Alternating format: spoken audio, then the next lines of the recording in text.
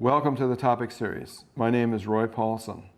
Today we're talking about replacement face shields and cap brackets and hat brackets for use with the HT series of arc flash face shields. Here you can see the replacement windows that are utilized for this series. The HTS series has the shorter chin protector. The HT series has the longer, deeper chin protector. Also on the HT series, it has a permanent hard coat on the front and a permanent anti-fog coating to the interior. In the AmpShield series, the cap brackets are exactly the same for the 12 calorie and 20 calorie.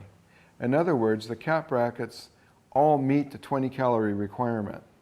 We have a differentiation between 12 calorie and 20 calorie windows. So the question will come up, am I able to replace my face shield in the field? And the answer is yes. You match your calorie rating of your window that you currently have with the new replacement window.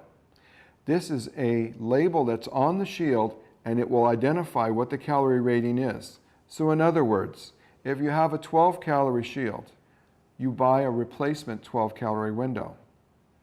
If you have a 20 calorie, you buy a 20 calorie. In this way, you remain compliant. So these are the products that are available, and all of the parts and pieces are designed to be changed by hand and without tools.